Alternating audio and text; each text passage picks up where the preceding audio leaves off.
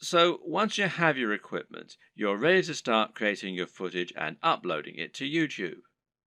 So what's the average day like for a YouTuber? How do you go from start to finish and save yourself as much time as possible? Well, everyone works differently, but it's certainly worth coming up with a workflow to minimize the amount of time and effort that will go into making videos. It's very important that your content be uploaded regularly in order to avoid losing your subscribers. And with that in mind, you need to be able to rely on a simple process to keep making more videos. To start with, you should try to keep an area in your home or studio ready for filming at all times. Designate a corner of an office or somewhere else to record your footage. That way, you won't have to get everything out and set everything up each time you want to film. It'll be there ready for you to go right away. This also means you can create a set for yourself and a backdrop. This is very important because it will once again greatly improve your professionalism. You don't want to record footage of yourself talking in front of an untidy bedroom with clothes strewn everywhere. Nor do you want to record in an untidy office or any other part of the home that just looks like someone's house, unless, of course, your niche is about something for the home. Rather, your aim is to make a professional looking set that will help to reinforce the lifestyle that you're trying to promote. Now, this might mean that you set up an area in your home to reflect what you're trying to say about yourself. And this could be a very clean and modern looking desk setup, for example, or it could be lots of comics and film merchandise. Another option is to use a completely white background, which is achievable with your lighting equipment and a white wall or even a bedsheet pulled taut, or to print out a large canvas or poster that you can use for your backdrop. Or you can use a system called Chroma Key and insert a background in post-production. Whatever you eventually decide, just make sure you have everything right where you need it and you know just where to stand and you have somewhere to prop a script. A good tip is to write yourself something of a script before you start, but to be generally quite relaxed in the way that you stick to this script. It's fine to work from it rather than reading it out verbatim. Another tip is to break your script down into lots of smaller pages. This way you can glance at the next section, perform it, and then move on to the next part. If you have a big enough storage card, then you can record everything in one take and then subsequently edit into a video that people will want to watch. But to do this, you also need to make it as easy as possible for yourself. You can do this by moving slightly each time you perform the next page. This will not only help you to see when you got the take right when looking at the footage in the editor, you'll know that the take just before you moved was the right one, but it'll also make it much more dynamic video as you'll be moving position on the camera as you speak. This makes it easier to edit in cuts too, as when you cut, you need to either keep your position the exact same or make it purposefully very different. You can't just move slightly, as this will look like an awkward twitch.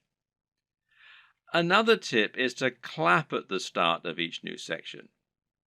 Why? Because that will make it easier for you to see the audio spike in the editor. One more.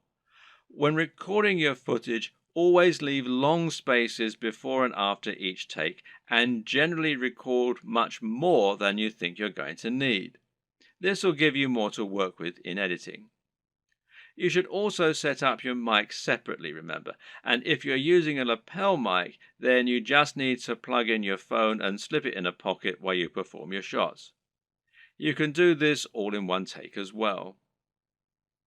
Now, depending on the nature of your video, you might need to record some extra footage as well that you can use as inserts. A long video of someone talking is not normally very engaging, which is why you'll want to switch it up often with clips of other videos or with images. One way to do this is by collecting a B-roll. Now, this is insert footage of the product you're reviewing, of your location, or of anything else that is related to your subject matter. The way you'll then use this is to have your audio running continuously in the background and then switch the footage of you speaking for footage of your products or of the environment. Collecting B-roll is a definite skill and will involve using the tracking head and tripod as discussed earlier. Try checking out technology videos from the likes of Android Authority, Techno Buffalo, and The Verge, amongst others, and you'll find they always include shots of phones and computers next to pens and paper, or by running water, or in the middle of grass and plants. In any case, the environment helps to showcase the beauty of the design and engineering, and it makes the shot more interesting, than just a simple shot of a phone in someone's hands. This shows off that lifestyle again, and it makes everything look attractive and desirable. Once again, you can always record more than you think you're going to need. You'd be surprised of just how quickly you can run out of B-roll while talking, so get as many shots as you can possibly think of. You can also use other types of insert footage. For example, you might want to use footage of yourself working out while talking about fitness, or you might want to use clips from other YouTube videos, being careful about copyright, of course. The latter you can accomplish by using various tools that allow you to download YouTube videos. A good choice is Hyper for YouTube, which you can download for free from the Windows Store. There are all manner of other ways to collect fun footage too. How about using a time-lapse, for example? Timelapse Pro is an app for Android, iOS and Windows, and it's perfect for creating time lapses of all kinds of things. Once everything is done, you're ready to edit your video. Open it up in your chosen video software and import it along with all the additional graphics, sounds and other materials you intend to use.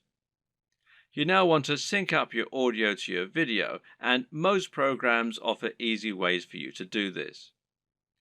In Adobe Premiere, for example, it's a simple matter of right-clicking on both and then selecting Synchronize and then by audio track. Now the audio will be in sync and you can just put the video on mute so that it's replaced by the high-quality audio you recorded separately. Now just link the audio and the footage so that any edits you make will affect both, as though they were recorded at the same time from the start. You'll want to line all this up so that you have all your footage in order and so that there are no awkward pauses. It's also important to keep things moving and to keep things dynamic all the way through. If you're using lots of B-roll, then you should make sure you move from panning shot to panning shot. It should never be motionless or you'll lose focus. So make sure that you record lots of footage so that you have lots to work with, but then edit heavily too so that you're losing lots of it. Once everything is in order and the sound is lined up, you can then start to insert your extra footage and lay this over the top, intersperse it. Normally, you'll keep the audio going continuously and just cut back your video as you do this. If you watch the aforementioned Android Authority videos, then you'll notice that they tend not to have much of themselves talking at all. They have a clip at the start and at the end, and perhaps one or two in the middle, and the rest is all B-roll.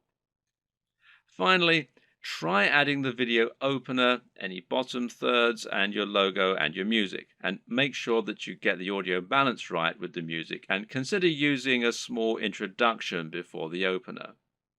These final touches will give your video a real air of professionalism while helping to really drive home your branding.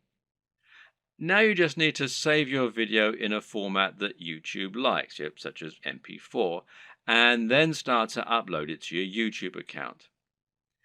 All this can take a fair bit of time, so be sure to leave yourself time unless you have a really fast connection. And this will be even truer if you're using 4K footage. A tip is to use Chrome to upload. Google made Chrome and they own YouTube, so the two play nicely together. If your upload is interrupted and you're using Chrome, then you'll be able to resume it from where you left off later on, even if the computer's been turned off. While your video uploads, you can use the time to fill out a few of the extra details that YouTube requires from you. YouTube will ask if you want to monetize your video with ads, for example. And of course the answer is yes, as long as you aren't overtly selling anything in it. Likewise, you'll be able to write your title, your description, and your keywords. Make sure that your title is descriptive of your video while also being something that people will want to search for and something that people will be tempted to click on when they see it. We'll go into this in more detail in a subsequent video. Finally, make yourself a thumbnail to act as the image that people are going to see before they click on your video. If you don't do this, then YouTube will select a still from the video itself, and while this can work, it might not give potential viewers the right impression of what your video is all about. The right thumbnail image can make a huge difference by making your video much more appealing and impressive looking when it appears in the feed.